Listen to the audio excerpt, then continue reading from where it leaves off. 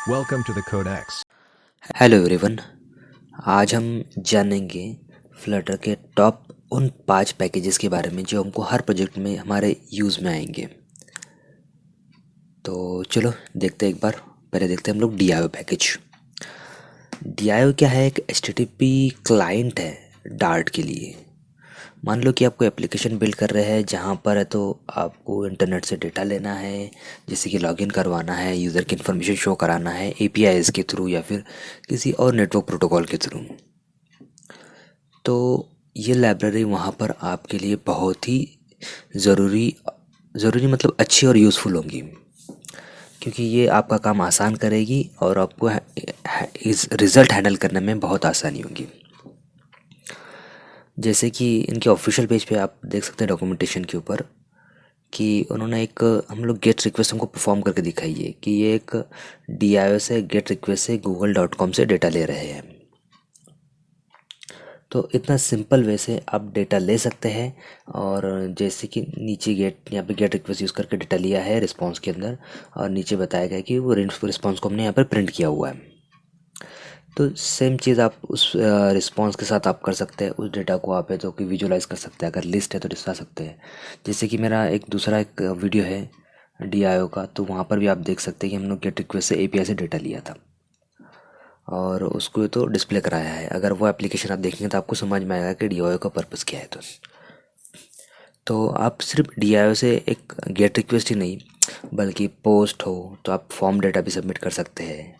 अगर आपके एप्लीकेशन में मल्टीपल रिक्वेस्ट आपको सेंड करना है एक सेम टाइम पर, तो यहाँ पर फ्यूचर नाम की एक रिक्वेस्ट भी उन्होंने बनाई है, जो आप मल्टीपल रिक्वेस्ट को सेंड कर सकते हैं और वेट कर सकते हैं जब तक कि पूरी रिक्वेस्ट एग्जीक्यूट ना हो जाए।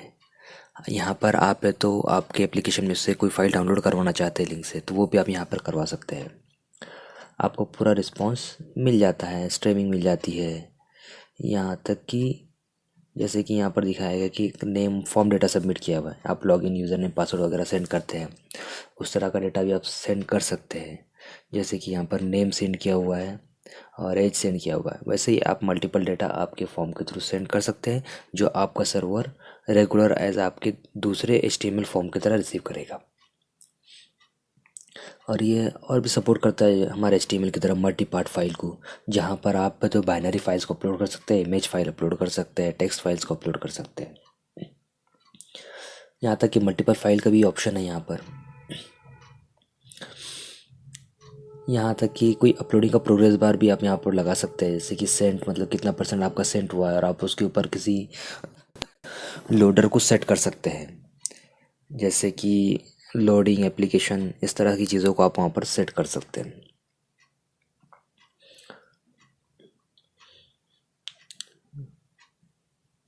और देखिए यहाँ पर आप टाइम आउट भी सेट कर सकते हैं। अगर किसी तरह से इंटरनेट कनेक्शन नहीं चल रहा है तो आपका रिक्वेस्ट ऑटोमेटिकली कैंसिल हो जाएगी पर्टिकुलर टाइम के बाद में।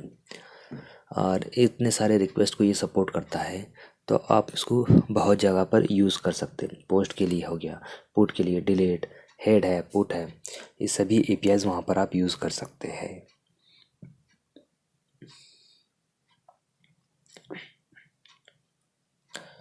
आपका API से डेटा रिसीव करना हो या फिर भेजना हो, सबके लिए आपके लिए ये DIO काम आएगा।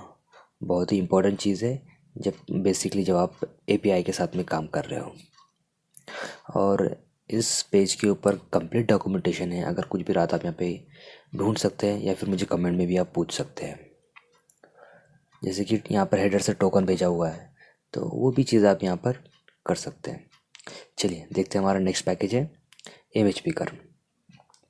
आप तो फैमिलियर होंगे, जब भी आपको एप्लीकेशन बनाते हैं तो आपको बेसिकली इमेज की ज़रूरत पड़ती है, यूज़र के प्रोफाइल पिक्चर की ज़रूरत पड़ती है, या फिर किसी तरह का डेटा सेट करने की ज़रूरत पड़ती है, इमेज क्रॉपिंग के लिए कुछ भी हो।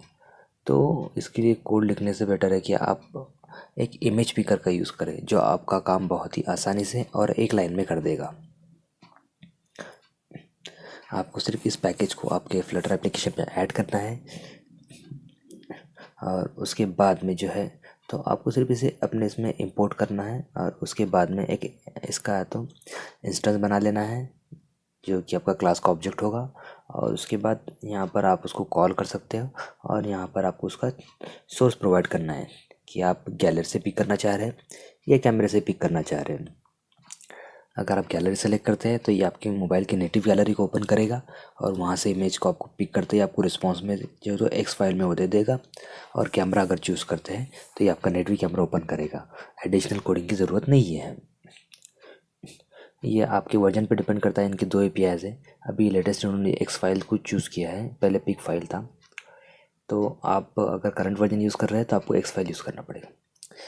तो हम लोग देखते हैं तीसरा पैकेज है जो हमारा है URL लॉन्चर, जिससे कि आपको नाम से भी समझ सकते हैं कि URL लॉन्चर एक्चुअली है क्या। URL लॉन्चर मतलब आप किसी URL को किसी एक लॉन्च करना चाह रहे हैं। मान लो कि आपका एप्लीकेशन में कोई वेब पेज का URL है और आप चाहते हैं कि वो बाहर किसी ब्राउज़र के अंदर ओपन हो जाए, तो आप इसको यूज़ कर सकते हैं। ये लाइब्रेरी सिर्फ URL को सपोर्ट नहीं करती है, तो इसका यूज़ करके आप एक HTTP रिक्वेस्ट जो URL उसको कॉल कर सकते हैं। किसी को मेल करना है तो डायरेक्टली उसका मेल क्लाइंट ओपन कर सकते हैं। अगर जीमेल की एप्लीकेशन इंस्टॉल है और आप किसी ईमेल पे क्लिक करते हैं तो वो ओपन हो जाएगा। अगर आप टेल यूज़ करते हैं तो आप इससे डायरेक्टली टेलीफोन का जो आपका डायलर है डिफ़ॉल्ट, उसे भी ओपन कर सकते हैं। आपको बस वहाँ पर टेल लिखना है और वहाँ पर नंबर डाल देना है, ये चीज़ें करनी है। इवन आप है तो इससे SMS सेंड कर सकते हैं जो आपका SMS क्लाइंट ओपन कर देगा, और सिर्फ आपको यूज़ करना है। और अगर फाइल यूज़ करते हैं तो ये आपको जो सपोर्टेड एप्लीकेशन होगा एसोसिएटेड, मान लो आप PDF खोलते हैं तो ये आपको सजेस्ट करेगा WPS PDF, या फिर आपका जो भी एप्लीकेशन आपके पास इंस्टॉल है जो PDF को सपोर्ट करता है, तो वहाँ से आप सेलेक्ट करके इंस्टॉल कर सकते हैं। बाकी एक कंप्लीट डॉक्यूमेंटेशन यहाँ भी है। इसको सिंपल आपको एक URL का ऑब्जेक्ट क्रिएट करना है। सबसे पहले इसमें स्कीम प्रोवाइड करना है और पाथ प्रोवाइड करना है, और कोई एडिशनल पैरामीटर तो वो भी पास कर देना है, और बाद में इस ऑब्जेक्ट को आपको पास करना है URL लॉन्चर के अंदर। बाकी डॉक्यूमेंटेशन में अब देखते हैं अपना थर्ड पैकेज जो है कि शेयर्ड प्रेफरेंसेस।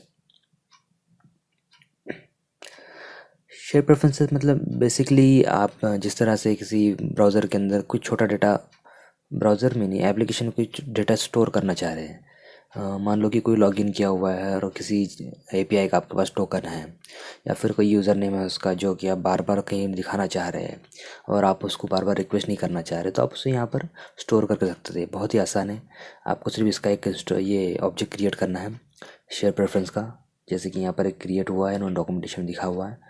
उसके बाद में आपको एक इसको सेट करना है। आपका जो ऑब्जेक्ट होगा उसको आप यूज़ करना है, जैसे कि यहाँ पे है प्रेफ डॉट सेट इंट, मतलब अगर इंटीजर सेट करना है तो। और फिर उसके अंदर आपको तो उसमें डेटा टाइप डिफाइन करना है सामने, जो कि इंटीजर है, बुलियन है, डबल है, स्ट्रिंग है, या फिर स्ट्रिंग लिस्ट है। अब उसमें दो पैरामीटर्स है, एक की है और एक वैल्यू है, जिसमें आपको ये स्टोर करना पड़ता है। और जब भी आपको वापस डेटा रिसीव भी करना है तो सेम आप उसको ऑब्जेक्ट क्रिएट करो। उसके बाद यहाँ पर अगर आपने सेट इंट किया है तो यहाँ पर आपको करना है गेट इंट, और इसमें पास कर देना है की। याद रखना सेट के अंदर हम लोग दो चीज़ें पास करते हैं, एक की और एक वैल्यू। और लेकिन जब हम लोग गेट करते हैं तो हम लोग सिर्फ की पास करते हैं और उसकी वैल्यू हमारे पास आ जाती है। अगर आपको उसको रिमूव भी करना है तो आप रिमूव मेथड का भी यूज़ कर सकते हैं। तो अभी हमारा आखिरी जो पैकेज है वो है पाथ प्रोवाइडर। मतलब जब हम लोग को किसी वर्किंग डायरेक्टरी के साथ में काम करना पड़े, कि हमको कुछ कुकीज स्टोर करना है, फिर किसी कैच स्टोर करना है, या फिर टेम्पररी जो है तो इमेजेस स्टोर करना है जो कि ओरिजिनल डायरेक्टरी के अलावा कहीं और, तो हम लोग इसका यूज़ कर सकते हैं। ये हम लोग को उसका एब्सोल्यूट पाथ दे देते हैं। जैसे कि हमारी एंड्रॉयड के अंदर एक डेटा फोल्डर होता है, डेटा फोल्डर में हमारा एप्लीकेशन का नाम का फोल्डर होता है, जैसे कि xyz.com हमारा पैकेज नेम है, उसके अंदर हमारा फोल्डर होता है टेम्पररी या फिर कैच। तो ये उसका हमको पाथ दे देता है, क्योंकि डिफरेंट डिवाइसेस में ये पाथ डिफरेंट हो सकता है, तो आप उसको मैन्युअली नहीं लिख सकते, तो इसीलिए ये आपको दे देता है। जैसे कि ये एप्लीकेशन डायरेक्टरी पाथ है, मतलब ये आपको है तो फाइल मैनेजर के अंदर आपका जो डॉक्यूमेंट फोल्डर है उसका पाथ दे देगा।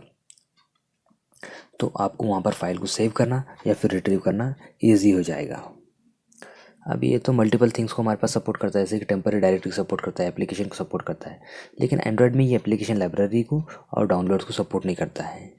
तो यहाँ पर चार्ट है, आप देख सकते हैं ये कितने प्लेटफॉर्म को सपोर्ट करता है। अगर आप फ्लटर का यूज़ करके भी एप्लीकेशन भी बना रहे For हैं तो कर सकते watching, हैं। hit like and don't forget to subscribe.